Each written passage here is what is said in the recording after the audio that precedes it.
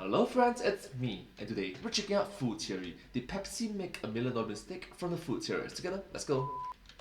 It is 2023 now, and with the theorist wheel of channels finally complete, I think it's time for a rebrand. I really want these channels to go back to their roots, like really back to the basics. No, I don't just mean going back to 2011. I mean we're going all the way back to before the dawn of color. We are going black and white here, people. Yeah, just differentiate all the channels in shades of gray. That won't be confusing at all. You know what? Circles, they're outdated. They're not hip and fresh. Nowadays, those Gen Zers, those Zoomers, they want them triangles, baby. 4 quadrants, 3 sides. We're making this thing into the theorist Triforce. The Theory Force. So that way, subliminally, you're reminded of some of your favorite old retro gaming franchises, but for a new modern age. And then to really hammer home what we're doing here, we need the word theory to be big, front and center. Bigger. Even bigger. You're huge. Make it huge. Hello, Internet. Welcome to Food Theory. Hello Internet, welcome to Food Theory. Where you can always stop in for a crisp and refreshing swig of information. Have you seen the new Pepsi logo? One of the oldest brands in cola has a new logo set to land on all Pepsi packaging in fall of 2023, and the internet is already fizzing about it months before its eventual release. The new logo, which departs a lot from the sleek, flat, subtle Pepsi design of the last decade, now punches shoppers in the face with lines, angles, and a kind of "it's Pepsi whether you like it or not" vibe. As soon as this new look was announced, every armchair marketing guru from Twitter to TikTok started passing their judgment on this new design. The internet's collective big feelings only escalated after learning that Pepsi spent a whopping $1 million to design this thing, which just goes to show that I've been in the wrong industry this entire time. In all seriousness though, please don't tell our editors and graphic designers that they can just slap together something that looks like a 5-minute Photoshop job and then bang out 7 figures. This is Wait, what? Put me in a really tough spot here, Pepsi.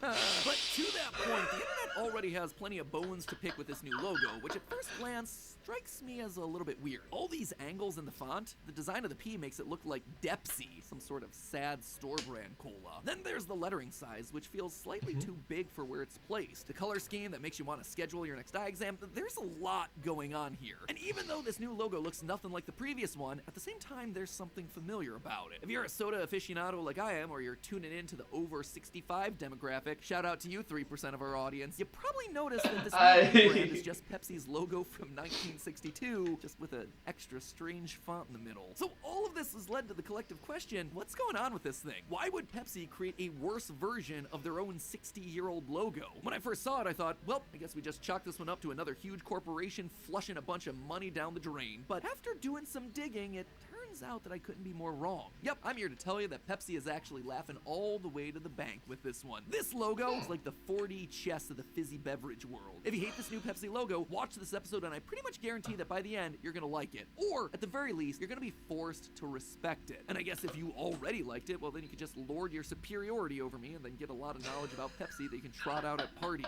Trust me, I'm planning on using all of this information in this episode at my next family get-together with my Aunt Corey, who drinks nothing but Pepsi. So this one's for you, Aunt Corey.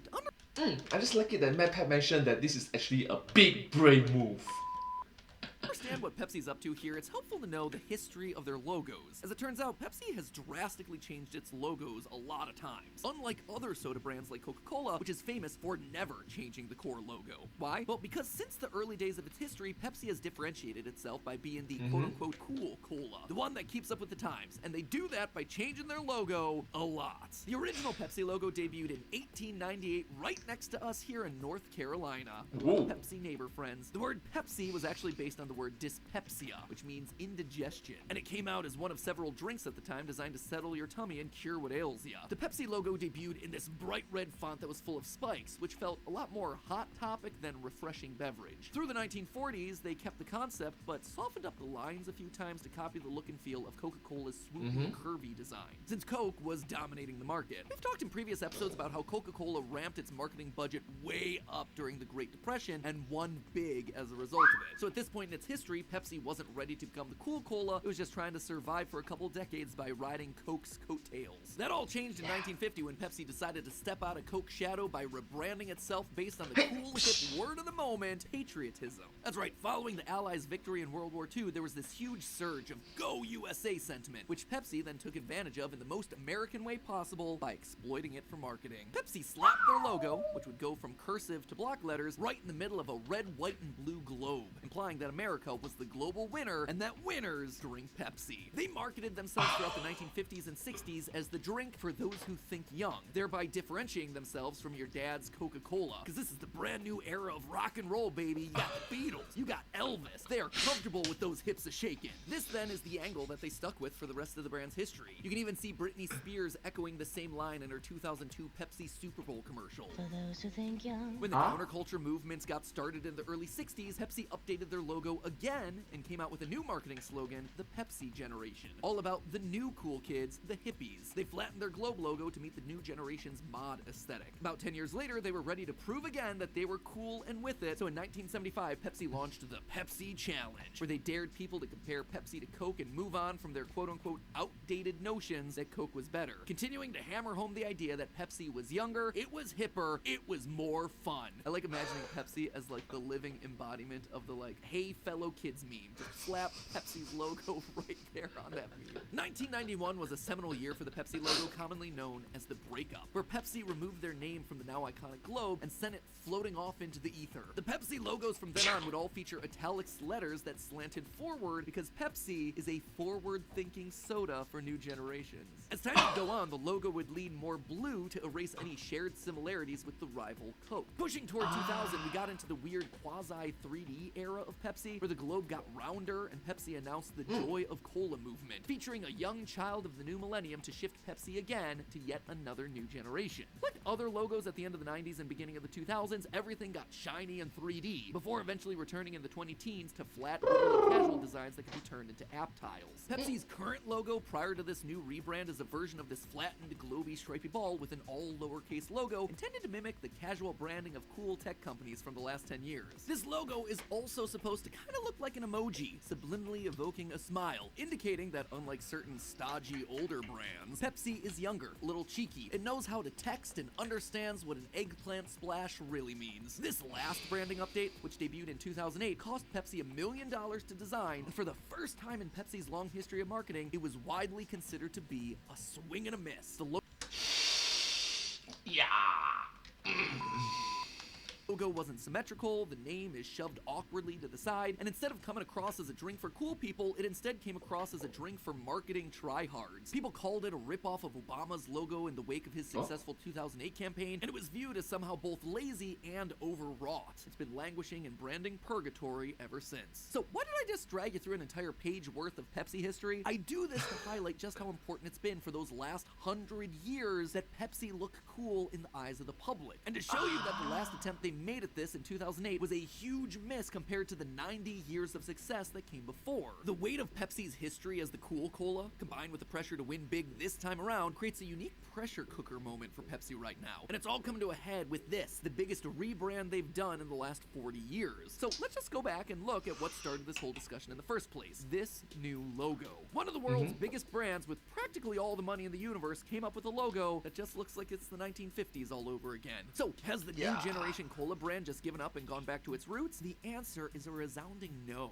Pepsi is actually doing what they've always done. It's just harder to make out this time. At first glance, this logo seems to make no sense whatsoever, but here's my take. Pepsi is, in fact, changing their logo for the new generation, and this iteration of the Pepsi logo is gonna nail it. Don't believe me? Let's look a little bit closer, shall we? At first glance, the globe and letters of this logo seem to be a big fat retread of a bygone era of Pepsi's history, but like uglier and a little bit worse. So how then does this represent a connection with a new generation? Well, it's important to identify who exactly that new generation is. And at this moment, the target demographic for all the big retailers, brands, and yes, soda companies is Gen Z, a demographic that spans late high school through their upper 20s. And lucky for Pepsi, they also happen to be a generation obsessed with nostalgia. From vinyl records to coastal grandma chic fashion, a resurgence of Tamagotchis to an interest in drive-in theaters, Gen Z loves old stuff. There are plenty of possibilities for why this is the case, and Pepsi's been trying to play into several of them with this rebrand. brand. One thought is that Gen Z has grown up on the internet, and they've spent their lives being exposed to mostly short-lived media in the form of viral videos and TikTok trends. There's nothing in their pop culture that feels tangible, nothing that feels permanent or lasting. Looking for something that feels stable in a world with a TikTok attention span has pushed Gen Z into a love of nostalgic brands that feel more historic and more stable.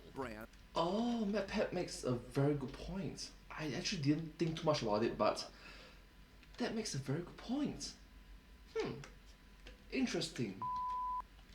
Like Pepsi. Going hand in hand with that, Gen Z has grown up with the pressures of constantly seeing their lives online, trying to measure up to the image of social media perfection. By contrast, nostalgia brands harken back to a simpler time, without the pressure of an online comment section, which makes them attractive to romanticize for Gen Z, who's stressed out and overwhelmed by constantly having to go up against the court of public opinion. Pepsi hits the mark for a Gen Z nostalgia brand with its long history and tangible eras. It is basically the Taylor Swift of soda. When you combine this with the idea that Gen Z actually has access to a lot of nostalgia brands, from eBay's vintage clothing market to Spotify's retro playlist recommendations, you see how this generation is best positioned to love and appreciate brands that embrace the retro analog side. TLDR, by leaning old, Pepsi is actually appealing directly to the new soda drinkers of today. And this connection even goes a level deeper. While Gen Z certainly loves nostalgia, they don't embrace the values of those older eras. This generation wants to right the wrongs of the past, to promote more ethical standards on everything from race to mental health, and yes, even food. Up-and-coming consumers are outspokenly against food additives, processed foods, as well as the big S word, sugar. While Gen Z doesn't care as much Because, truth be told, Gen Z, in comparison to the previous few generations, we are just more educated, I guess. We are just more educated in comparison to the previous generations in terms of masses lah. much about fat and cholesterol as previous generations, 30% of Gen Z claims to avoid sugar completely. How the heck is a soda company full of sugar and sweeteners supposed to come across as acceptable to that kind of consumer? Well, it's easy if you know anything about subliminal messaging. And Wait, man, I saw that. Oh yeah. Let me just go back one more time. across as acceptable to that kind of consumer? Well, it's easy if you know anything about subliminal messaging. See? That Pepsi's marketing team knows a lot. Pepsi Subscribe to Food Theory. has always had a lot of symbolism in their logo, but did you know the colors they use subliminally convey emotions? It's not something underhanded or unusual in and of itself. Most brands choose a color that represents them based on how they want you to feel about them. Even our logo for Food Theory. It's yellow because we wanted it to convey a happy, light-hearted perspective on food, and we wanted it to fit in with the other yellow logos on YouTube to help people accept it as part of the food community. For Pepsi, its colors represent its emotional values. The blue is meant to symbolize the refreshment of Pepsi. It's thirst quenching. The red is meant to symbolize Pepsi as an exciting, even sporty drink. And the white in the logo was always meant to represent the drink's sugary sweetness. But now all of this is surrounded by black. Why? Fast Company posits that it's meant to make you think of Pepsi Black, the only other place where Pepsi has ever used this color, and the only version of Pepsi with no sugar printed right there on the bottle. More explicitly, Pepsi CEO has stated that zero, quote, will be at the center of their strategy for the Pepsi brand going forward because he's seeing consumers pivoting to those sorts of options. Subliminally, consumers who don't want sugar in their drinks are more likely to associate black Pepsi branding as a healthier soda, reading the color as a refreshing beverage with no sugar that's exciting to drink. So, while the new logo might look like a random smattering of colors that don't mesh together, they're working overtime for your subconscious, and the subconscious of the new generation that Pepsi cares about the most. So, Oh wow, that's actually quite clever. This sort of subconscious strategy. Wow. having overcome Gen Z's love for nostalgia and their aversion to sugar, at least subliminally, the last thing that's left in the fight for this generation is attention. There has never been so many brands competing for you to spend your money on them. And with a million things to watch and pay attention to online, how is Pepsi supposed to stand out? Well, their answer is the same as everyone else's: clickbait. Take a look again at this new Pepsi logo. It's bold, it's focused, it's clean, and between the size of the letters and that weirdly pointy font, there's just something off about it. It's not a beautiful logo. It's a bit ugly, and that ugliness makes it stand out. In other words, it's clickable, like a thumbnail where the eyes are just a little bit too big, or a brand with a really garish color that tries to capture your attention. The new Pepsi logo is designed to stand out in a sea of images. One thing that I think Pepsi has realized through this brand that a lot of other food and beverage companies haven't caught on to yet is that they're not competing with the same players they were 15 or even 10 years ago. It used to be that food and beverage brands only competed with each other. Pepsi competes with Coke. It's a classic rivalry. But Now, brands are competing on a whole other playing field. They're competing Who? against Who against? creators. Don't Against MadPad! believe me? Well, just take a look at the episode that I did on Prime from Logan Paul, which is quickly eating Gatorade's lunch. Feastables by Mr. Beast has swooped in and completely crushed every competitor in the chocolate bar category. By the way, it has made more than the $10 million that I stated in that Prime episode. 50 million, 100 million? I don't know, I just recited the publicly facing number, but Jimmy, I know that it bothered you, so if you want to leave a comment down below, I'll make sure it gets pinned. Anyway, the point is that the future of these food and beverage companies is looking a little shaky in the face of creators and their millions of, oh yeah, Gen Z fans. Other categories that are ready to be turned upside down in the next couple years are cereal, the entire snack aisle, energy bars, and yes, soda. You didn't sponsor me, Diet Coke, and now theorists be coming for you. In order to compete with these brands, Pepsi has to attract some serious attention. And in the age of the internet, you don't do that by making your brand subtle. In fact, you make it by doing the exact opposite. You make sure that it's immediately eye-catching, recognizable in a single glance. Like maybe you put your name in huge letters on a red, white, and blue background. Just not. Oh, Prime! That sort of color strategy is very clever. Idea. So now you know the secrets of the new Pepsi logo, why it matters so much to Pepsi, and exactly who it was designed for. The bigger takeaway though is that every brand you see around you is trying to appeal to you or probably someone like you in a specific way, whether or not you realize it. The $1 million that Pepsi spent on this silly looking logo seems like a lot, but once you understand just how much money is at stake here, that is one thumbnail that you don't want to underperform. But hey, that's just a theory. A food theory. Bon appetit. And hey, if you want to learn the story of how Pepsi once had its own navy, click the video on the left. Or if you want to check out something from the rival brand, crack open the video on the right, which is all about how Santa Claus created Sprites. See you next week, my friends. Thank you so much for watching this video. I hope you find this video quite interesting to watch. And yeah, quite informative as well. Thank you so much to the team behind this video. You guys did a great job. So thank you so much. I want to go see the comment section saying down below. What is it? For brand associated with Coca-Cola a lot, it's surprising there's a lot more Pepsi related videos rather than Coke's one. Someone from the Pepsi team watched MadPad's failed attempts of pegging a Diet Coke sponsorship and then reached out saying, "Hey, we got you! With a cooling soda, with a cooler soda anyway." This is an indirect ad for Pepsi. I actually like the logo redesign. I like the more complex logos over simpler ones, and this is definitely a step in the right direction. You make a good point and a bad point as well. Case in point, a good point in which you are targeting the correct target audience, because moving forward, Gen Z will move out of the young adult phase and into proper adult phase, and which then we'll have to target the next generation after that. So yeah, you get the point, right? So it's more of a double-edged sword. Like, how long can this sort of marketing last? 1 decade? 2 decades? 2.5, 3, 4 decades? At some point in time, change is required, right? Anyways, I hope you find this video quite interesting to watch. If you do like this video, please remember to like, share, and subscribe to my channel and comment down below if you have any of us. But hey, that's just a theory, a food theory. Thanks for watching. Bon appetit.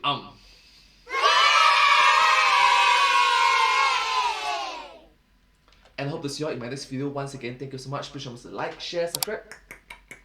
I'm having some changes to my channel. If you notice, I started to use this site more rather than this site, so I hope that everything works well.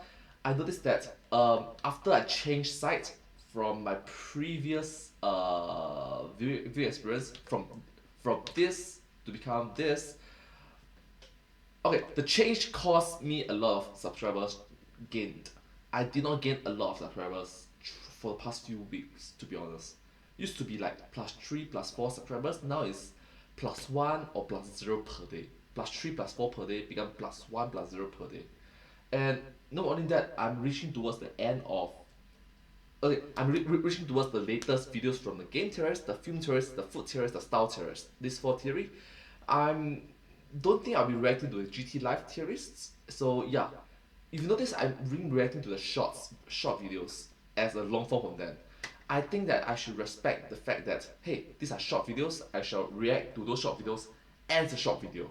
instead of reacting to short videos as long form videos. So new changes coming up. So I might have to rewatch all of the YouTube shorts from the Game Theorists, the Film Theorists, the Food Theorists, and the Style Theorists. Well, lucky me, Food Theorists only got one video, so yeah. Subscribe! Thank you so much. Kaboom!